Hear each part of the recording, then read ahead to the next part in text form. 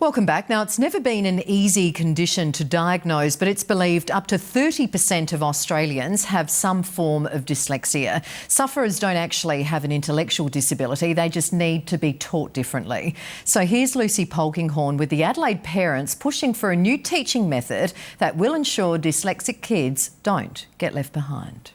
You've got it. You won't forget it.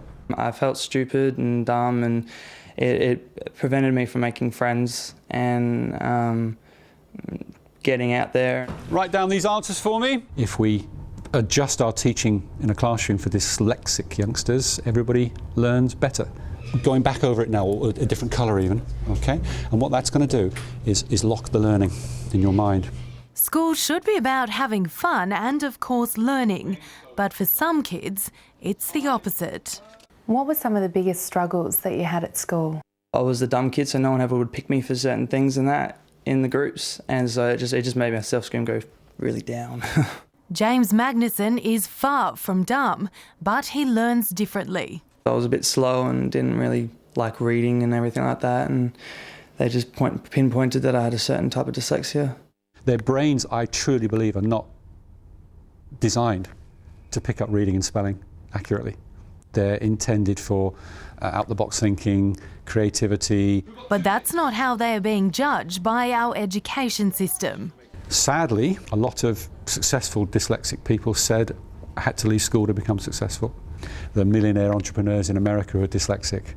There'll be businesses, IT businesses in Australia, driven by these people because they see a different way.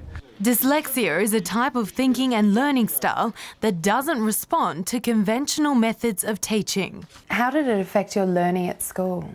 Just looking at the page and understanding what they're asking and how it's presented, and that it was real tricky to wrap it in my head on how to understand and all that. 25% of kids in Australia feel the same way. I was falling behind a bit when I was in my earlier high school years.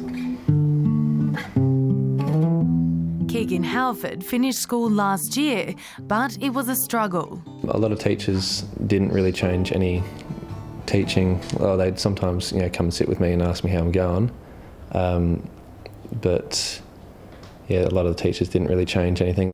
For me, it was frustrating because I know that Keegan has got some really good gifts and talents and strengths, and when that success wasn't reflected in his learning at school, that's difficult.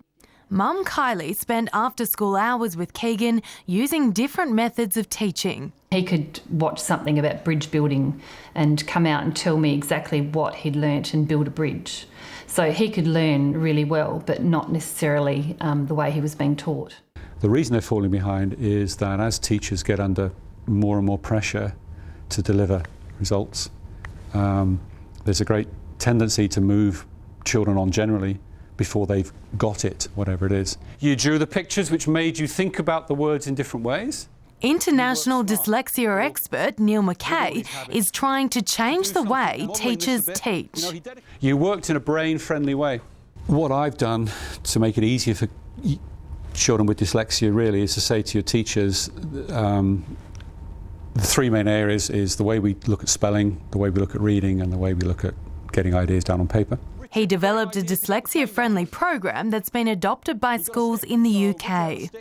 There's clear evidence in the UK this model is working through our data, through our exam results, and through the results of testing, and also the parent voice and the student voice. They all say yes, when we're in schools like this, they're more successful, happier places. He's since worked with education departments around the world, and now he's in SA, holding workshops for schools in the northern region. I would say possibly 1,000 teachers in the next 2 weeks to work with me and share ideas about how to be more effective in the classroom. So what I want now is all that highlighted information presented as a concept map, and as before, only 50% of the information can be words. His visit was funded by a group of Barossa parents who want to see changes in teaching methods.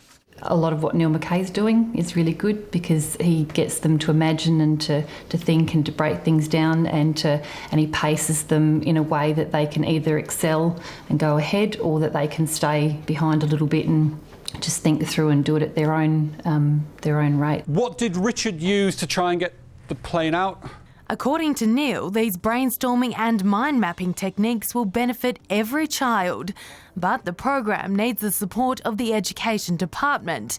In a statement, they told us, the department provide funding for special education and it's up to the schools to decide how this funding is used. The reason you've remembered it, as For you now, rightly said, it's up to is individual because teachers. You looked at it, you made judgments on the key information, you then turned the judgment into a mind map.